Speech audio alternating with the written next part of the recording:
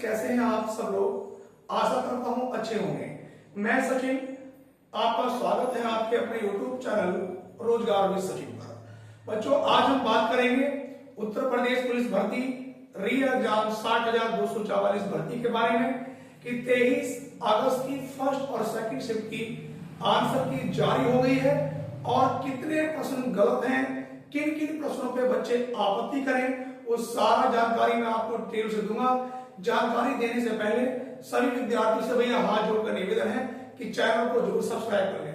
तो ये आप लोग वीडियो देखते तो हैं लेकिन चैनल को सब्सक्राइब नहीं करते, तो भैया सभी विद्यार्थी चैनल को जरूर सब्सक्राइब कर लें ताकि जो भी नई अपडेट है वो आप तक पहुंचते रहे। अब बात करेंगे बच्चों कि 23 अगस्त की फर्स्ट और सेकंड शिफ्ट की बच्चों आंसर की हमारे पास जारी हो गई। आज बच्चों ने अपने नंबर भी देख लिए होंगे कि उनके नंबर कितने घटे हैं, कितने बढ़े हैं। लगभग बच्चों के 3 से 4 प्रश्न और गलत हो गए बढ़ने की बजाय। दूसरी बात, 23 अगस्त में कितने प्रश्न गलत हैं, तो देखो भैया यहां पर मैं प्रश्नों की संख्या बताता हूं। लगभग 5 से 6 प्रश्न गलत है और वो भी बताऊंगा मैं कौन कौन से प्रश्न गलत है। सारी जानकारी दूंगा, बस आप वीडियो में लास्ट तक बने रहें। और भैया मैं फिर कह रहा हूं चैनल को जरूर सब्सक्राइब कर लें क्योंकि ये वीडियो आपके लिए डेली आएगी कि कौन किस सवाल पे आपत्ति होनी चाहिए, क्या भर्ती बोर्ड का क्या निर्णय है, क्या हम आगे की रणनीति बनाएंगे, तो उसके लिए चैनल का सब्सक्राइब करना बहुत जरूरी है। भाई 23 अगस्त की फर्स्ट और सेकंड शिफ्ट के दोनों के मिलाकर 5 से 6-7 सवाल आपके गलत है। दूसरी बात, आपत्ति कौन कौन दर्ज करे या आपत्ति किन किन विद्यार्थियों को दर्ज करनी चाहिए। उसके बाद किस शिफ्ट में कितने प्रश्न गलत हैं इसके बारे में भी चर्चा करेंगे। देखो किस प्रश्न में कितने, देखो दोनों शिफ्टों की बात करूं तो 3-4 प्रश्न 23 अगस्त की फर्स्ट शिफ्ट में गलत है और 3-4 ही प्रश्न आपके सेकंड शिफ्ट में गलत है। उसके बाद आप देखो बच्चों प्रश्न कौन कौन से गलत है बच्चों।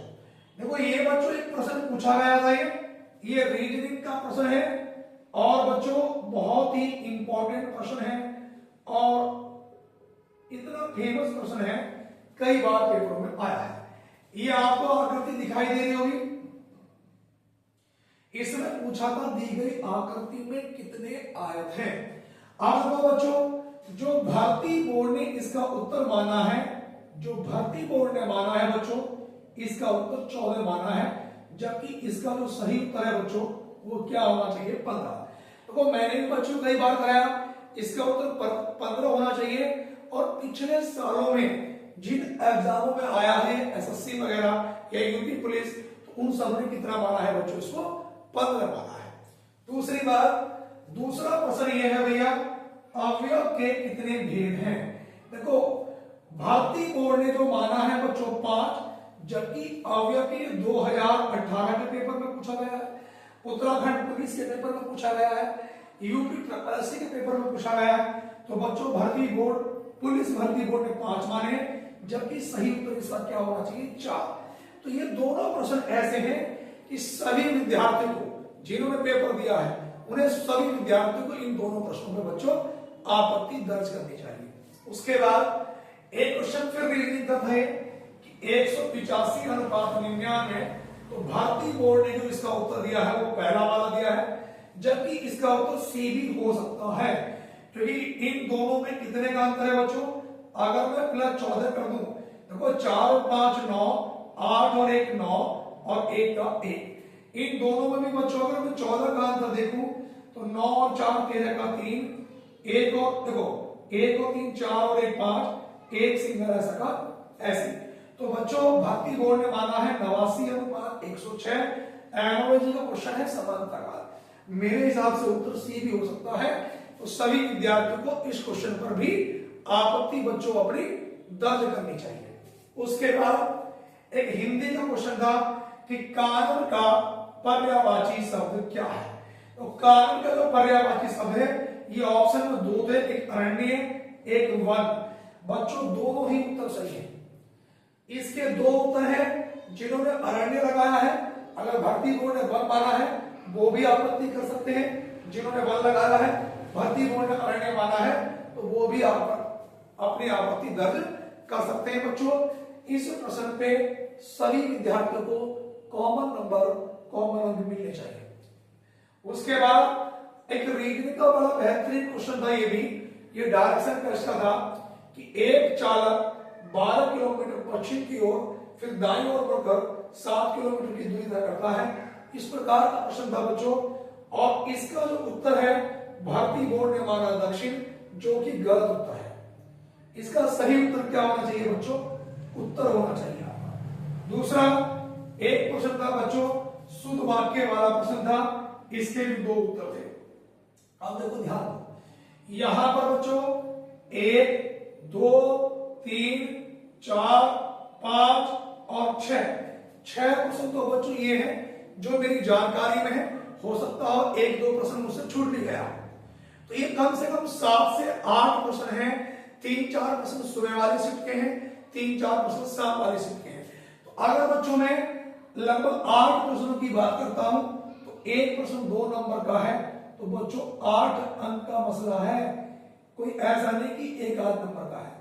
मतलब ये समझ लो पॉइंटों से भी लाखों बच्चा ऊपर से नीचे हो जाता है, मेरिट से बाहर हो जाता है। तो जिन जिन विद्यार्थियों ने पेपर दिया है और जिन जिन को लगता है कि हमारे पास कि भाई देखो आपत्ति दर्ज क्यों करनी चाहिए, सपोज करिए किसी बच्चे के 90% ठीक है, उसने आपत्ति दर्ज नहीं करी, ये कोई प्रॉब्लम, और 91 मेरिट चली गई, तो ये 4 सवाल ऐसे हैं, 6 सवाल ऐसे हैं जिन पे सभी विद्यार्थियों को कॉमन नंबर मिल सकते हैं। तो कोई भी विद्यार्थी जिन्होंने 23 तारीख की फर्स्ट और सेकंड चैप्टर था भैया, इन सभी प्रश्नों पे अपनी आपत्ति दर्ज करें। जिन्हें आपत्ति दर्ज करने में दिक्कत आ रही है बच्चों, तो बच्चों डिस्क्रिप्शन में मेरा नंबर दिया है, या आप 9719300495 पे भी ये मेरा व्हाट्सएप नंबर है, इस पे संपर्क कर सकते हैं कि सर आपत्ति कैसे दर्ज करें, वो सारा मैं आपको बता दूंगा। दूसरी बात, कल भैया आपकी 24 की फर्स्ट और सेकंड की शिफ्ट होगी, उसकी आंसर की आएगी। तो जो विद्यार्थी वीडियो देख रहे हैं भैया वो चैनल को इसलिए सब्सक्राइब कर लें क्योंकि मैं 23-24 तारीख के सभी शिफ्टों के बारे में, सभी डेट के बारे में आपको जानकारी दूंगा, और आगे की रणनीति क्या रहेगी, कितने नंबर आपके बढ़ने वाले हैं, नंबर बढ़ने के बाद नॉर्मलाइजेशन मार्क्स आपके क्या हो सकते हैं, और इन आंसर की के बाद आपकी कट ऑफ कितने पे जा सकती है, कितनी फाइनल कट ऑफ हो सकती है, रनिंग के लिए कितनी हो सकती है, ये सारी चर्चाएं हम इसके बाद करेंगे। फिलहाल आपका काम क्या है बच्चों कि सभी विद्यार्थी अपनी आपत्ति जरूर दर्ज कर दें। दूसरी बात देखो बच्चों, सभी विद्यार्थी अपनी आपत्ति दर्ज करें, और मेरा मानना यह है कि भैया 4 से 5 अंक 23 तारीख की फर्स्ट और शिफ्ट के ये सभी विद्यार्थियों के बढ़ने चाहिए। जिन विद्यार्थियों ने पेपर दिया है, चाहे उन्होंने प्रश्न सही किया है या गलत किया है, ये कॉमन नंबर मतलब 3% का मतलब हो गए 6, और कम से कम 2 का मतलब 4, तो 6 नंबर मतलब ये समझ लो 4 या 6 अंक सभी विद्यार्थियों के फर्स्ट शिफ्ट के भी और सेकंड शिफ्ट के भी सबके पढ़ने चाहिए।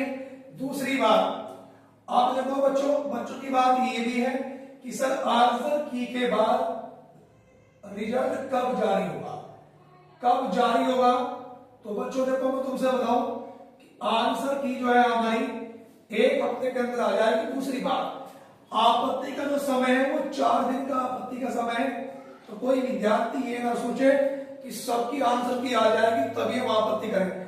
भारतीय बोर्ड ने नोटिस जारी करा है कि जिसके आंसर की आ गए, आंसर की आने के बाद 4 दिन का आपका समय है जो आप अपनी आपत्ति दर्ज कर सकते हैं। बच्चों ये ध्यान रखेंगे, रिजल्ट कब जारी होगा, देखो बच्चों मेरे हिसाब से 15 नवंबर के बाद, 15 नवंबर के बाद रिजल्ट कभी भी जारी हो सकता है।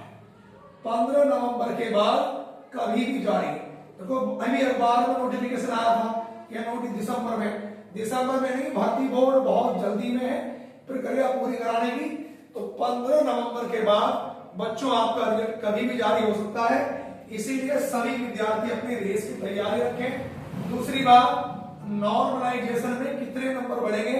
तो बच्चों नॉर्मलाइजेशन में बच्चों के 10 अंक तक मुझे लगता है जिन बच्चों की एक्यूरेसी सही है 10 से 15 या 20 नंबर तक भी उनके बच्चों बढ़ सकते हैं। सबसे बड़ी सूचना यही थी कि जिन जिन विद्यार्थियों का 23 तारीख को पेपर था वो भैया अपनी आपत्ति जरूर दर्ज करा दे जो सवाल मैंने आपको बताए हैं। और भैया एक बात सुन लो, वीडियो को अपने दोस्तों में शेयर भी कर दिया करो। दूसरी बात, कुछ तो ऐसे विद्यार्थी हम उनके लिए इतनी मेहनत कर रहे हैं सिर्फ वीडियो देख रहे हैं, चैनल को सब्सक्राइब नहीं करेंगे। भैया चैनल सब्सक्राइब करने से तुम्हारा बिगड़ क्या रहा? तो सभी विद्यार्थी चैनल को सब्सक्राइब करें, वीडियो को ज्यादा से ज्यादा शेयर करें और जुड़े रहें हमारे साथ आगामी किसी की भर्ती परीक्षा के लिए। जय हिंद, वंदे मातरम।